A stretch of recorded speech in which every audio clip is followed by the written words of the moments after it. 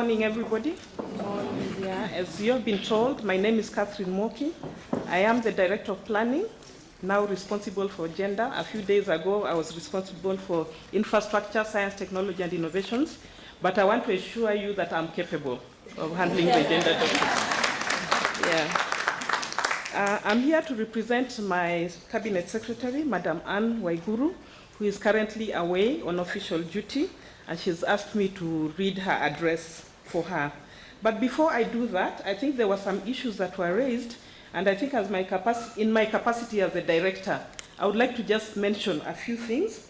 One of the issues that I want to say is that the ministry is very well positioned in terms of handling the devolved issues, in terms of handling gender issues and all the other issues you're handling. So the linkages are there. We are the same ministry that is handling the issues of counties. We are the same ministry that are handling the issues of gender.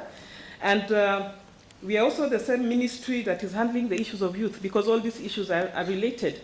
So in terms, I think issues of gender are in good hands. I also want to say that we are here listening throughout this meeting.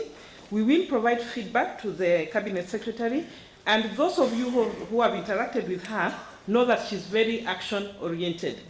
So we will be moving forward with the issues. I also want to say, in response to the issue of the statistics, that we are in the process of preparing the Kenya Demographic Health Survey. It is ongoing. It will be launched probably at the end of the year or the beginning of next year, and I can confirm that it will have updated statistics on GBV, and that should be very useful for all of us. And I also can't resist thanking Celestine for her very, very, I don't know what to say, it brought me to tears, sharing with us that particular experience, I think, as a woman also. So what I'll do now is just read the speech as given to me, the opening address as given to me by the Cabinet Secretary, as written. Honorable Rachel Shebesh, Nairobi County Member of Parliament, the USAID Kenya Mission Director, Karen Freeman, the Deputy Governor, Kwale, distinguished guests, civil society organizations representatives and development partners present, ladies and gentlemen. I wish to thank you for inviting me to preside over the opening of this National Forum on Gender-Based Violence and Peace. I also wish to recognize and appreciate USAID Peace Initiative Kenya for organizing the summit and for bringing the relevant actors together to dialogue and strategize on accelerating efforts to end gender-based violence in all its forms. Promoting peace is indeed one of the key strategies of addressing gender-based violence. Gender-based violence, specifically violence against women, is considered as one of the most pervasive and tolerated form of human rights violations the world over. It has devastating effects on individuals, communities, and nations, often resulting to physical, mental, and health problems. The most demeaning, however, is the denial to one's social rights as manifested in cultural practices that subject women and girls to domestic violence, female genital mutilation, and trafficking as sex slaves or unpaid workers, and at the worst, for ritual sacrifice. Ladies and gentlemen, furthermore, conflict, as illustrated the world over, impacts women and men differently. Women are among those killed, maimed, raped, or displaced during conflict. They also undergo the trauma of witnessing their children and husbands being killed and maimed by the conflict. An increasing amount of research has highlighted the health burdens, generational effects, and demographic consequences of such violence. In an effort to address gender-based violence, it has been noted that countries have concentrated more on response rather than prevention. Yet there is much more to gain when action is taken to prevent it from happening in the first place. Indeed, the World Development Report 2012 on gender equality notes that reducing gender-based violence requires action to prevent the violence before it happens. More importantly, is to shift norms and behaviors and to emphasize prevention through education and awareness programs, which can change norms about domestic violence among men and women, increase women's bargaining power in their households by improving women's economic opportunities and enhancing their control over resources. The first line of action, therefore, in addressing gender-based violence should be prevention, and this can be realized through peace building, among other initiatives. Distinguished participants, statistics in Kenya indicate that the high prevalence of gender-based violence. Just to cite a few, according to the most recent Kenya Demographic Health Survey, 1 in 5 Kenya women, that is 25%, has experienced sexual violence, and almost half of women aged between 15 to 49 have experienced at least one form of violence, either physical or sexual violence. The UNAIDS survey on violence against women and girls in the era of HIV and AIDS also reveals that in Kenya, 25% of 12 to 24-year-olds had their first sexual experience by force. Violence has been known to contribute to HIV among women and girls through forced sex, rape, defilement, domestic violence, and other forms of abuse. Ladies and gentlemen, addressing gender-based violence is at the center of the economic and social development agenda in Kenya.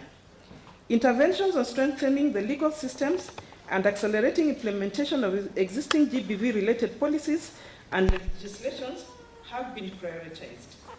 The Constitution of Kenya provides for freedom and security of all individuals and protection against all forms of violence.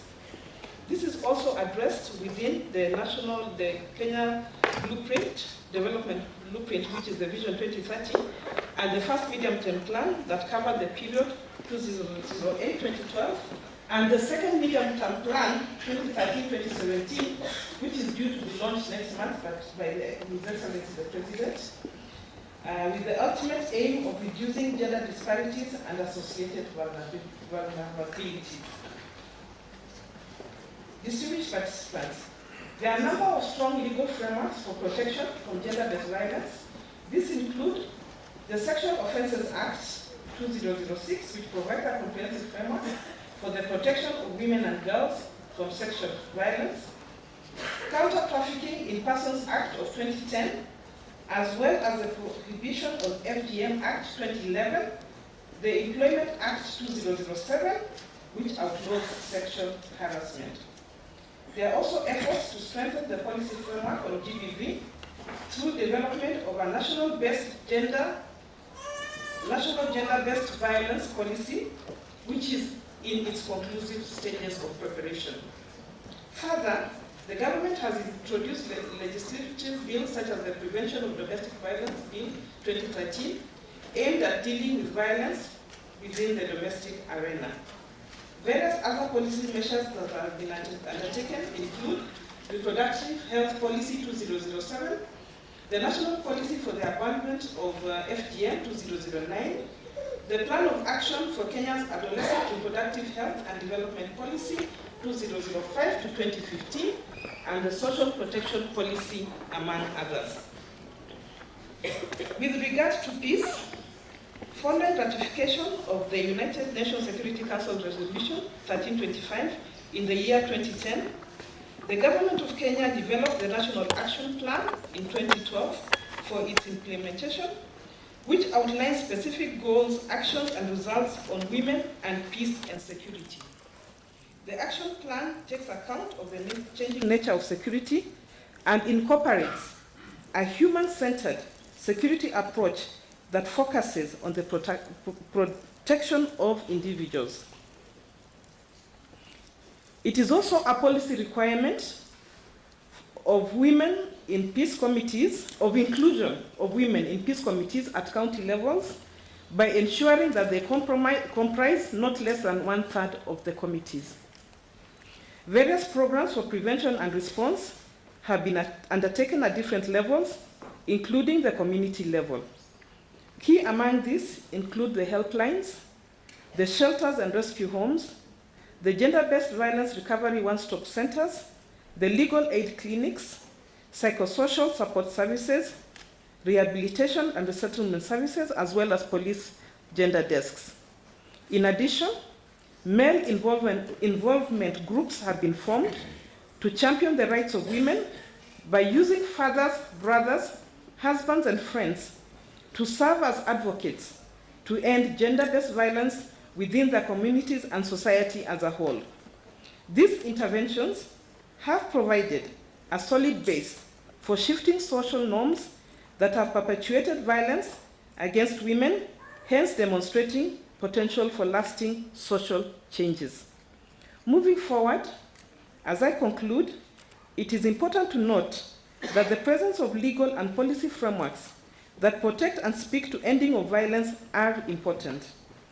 Ending violence also requires the change of mindsets at family and community levels to ensure that preventing gender-based violence becomes everybody's responsibility.